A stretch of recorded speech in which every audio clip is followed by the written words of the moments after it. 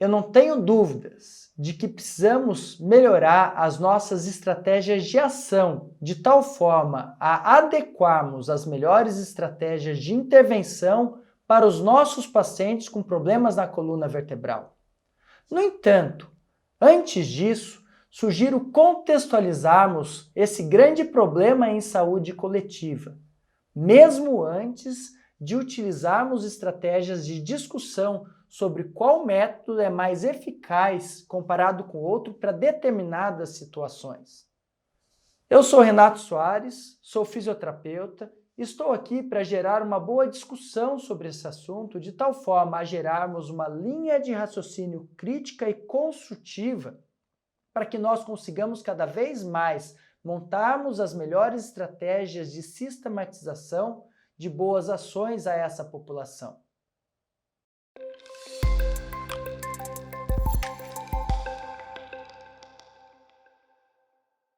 Talvez a melhor forma de entendermos essa questão é contextualizarmos o quanto isso é impactante para o nosso dia a dia, o quanto de fato isso é um grande problema.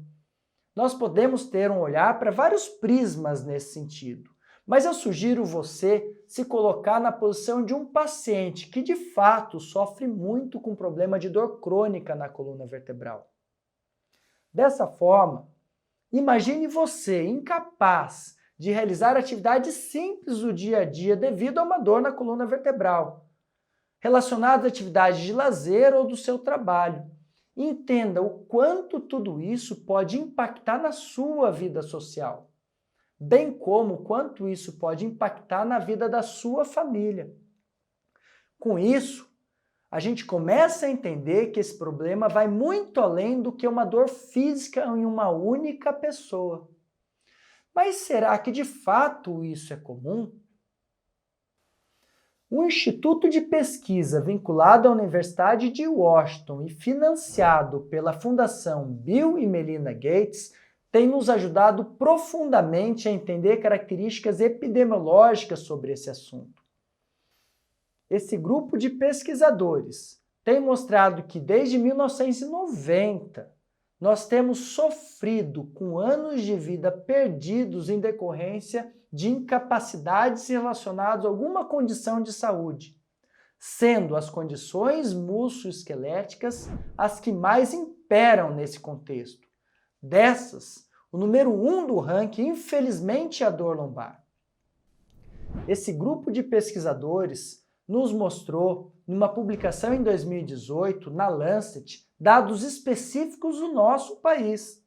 Aqui no Brasil, infelizmente, há uma quantidade gigantesca de pessoas que estão cada vez mais sofrendo com anos de vida perdido e anos de vida com incapacidade em decorrência de problemas relacionados à dor crônica na coluna lombar e cervical, o que aumentou significantemente entre 1990 a 2016. Podemos ir além nessa discussão e entender o quanto tudo isso é impactante na vida laboral das pessoas. Atualmente, sabemos que, infelizmente, é uma grande preocupação relacionada a esse contexto no quesito afastamento e aposentadoria precoce em muitos países, inclusive no Brasil. Dados do INSS mostram que entre 2012 e 2018, por exemplo, a quantidade de afastamentos acidentários relacionados a problemas da coluna vertebral foram cerca de 26%. Isso nas terminologias colocadas como dorsalgias e doenças relacionadas aos discos intervertebrais. Já os custos ou as despesas previdenciárias com essa população, de 26% nessa mesma época, foi cerca de 4 bilhões de reais. Sim, 4 bilhões de reais. Nesse contexto, a gente começa a entender o quanto isso é impactante não só para uma pessoa, mas sim para a sociedade, para as indústrias e para os governos, sejam eles no ambiente municipal, estadual e ou federal. E há uma necessidade de olharmos uma problemática numa visão multidimensional. Nós podemos ir além e entendemos o quanto isso impacta com relação à prevalência e à necessidade de uma intervenção relacionada à reabilitação. Vocês concordam? Nesse prisma, em 2019, só para se ter uma ideia, mais do que 1,7 bilhões de pessoas no mundo necessitaram de algum momento de reabilitação relacionada às condições musculoesqueléticas, sendo que a grande maioria relacionada aos problemas da coluna lombar. Esse estudo mostrou que esse foi o maior problema relacionado a 134 dos 204 países avaliados, incluindo o Brasil. Com isso, precisamos mudar radicalmente as estratégias de intervenção na gestão em saúde coletiva, seja no ambiente privado quanto público. Estamos muito aquém do ideal. Mas como começar toda essa mudança? E por quê?